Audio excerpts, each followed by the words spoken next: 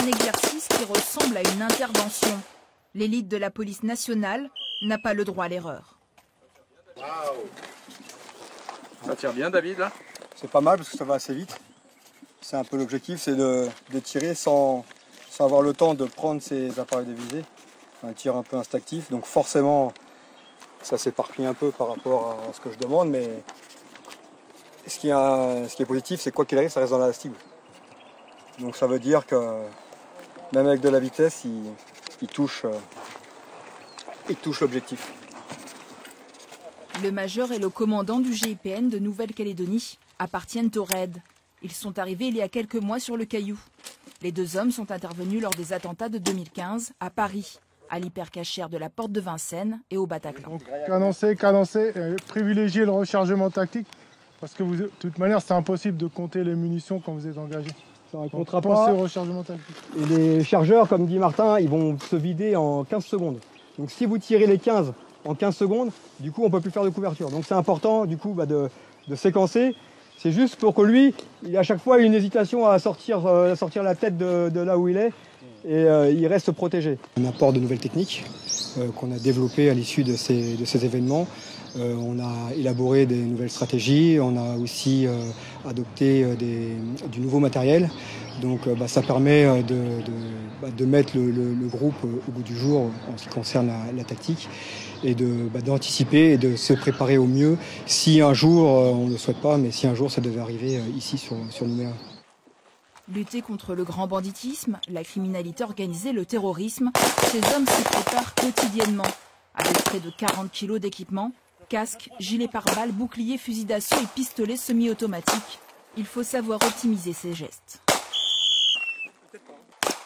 Depuis mars 2015, tous les GIPN métropolitains ont été renommés Antenne RAID. Seuls les groupes d'intervention de Pointe-à-Pitre, de La Réunion et de la Nouvelle-Calédonie ont conservé leur nom. Ils sont en pleine restructuration.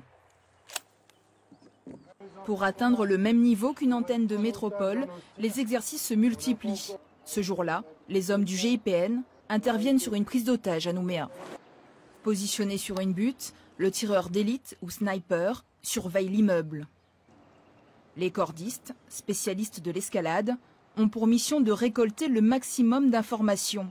L'homme à la caméra rotative va identifier le preneur d'otage et la victime.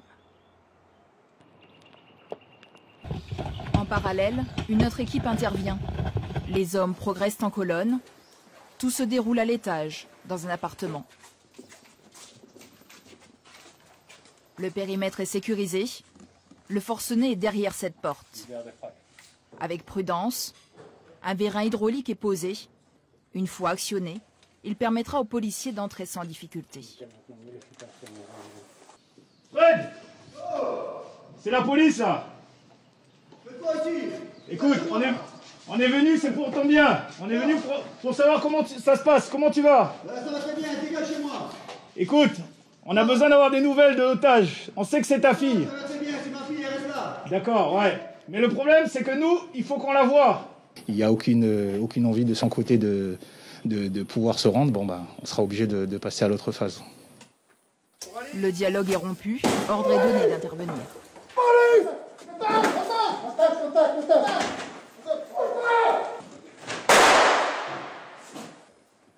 L'exfiltration de l'otage s'effectue sans encombre.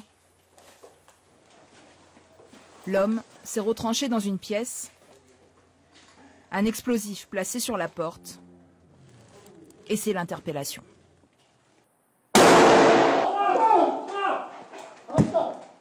Allez, bouge ton arme. Lâche ton arme. Lâche ton arme. Lâche-le. Lâche-le tout de suite. Le preneur d'otage est indemne, pas de blessés chez les policiers. Un scénario idéal pour des hommes qui peuvent du jour au lendemain être confrontés à ce type d'événement.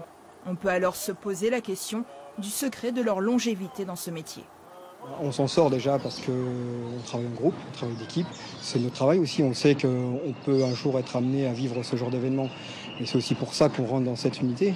Bon, on est suivi psychologiquement, on a régulièrement des entretiens avec nos psys. On fait des débriefings régulièrement aussi après les interventions. Donc je dirais qu'on est mis dans les meilleures conditions pour aborder ce genre d'événement. Les Calédoniens du GIPN n'ont jamais connu d'attentat, mais tout est envisageable. Leur force, ils la puisent dans les multiples entraînements et dans la cohésion du groupe.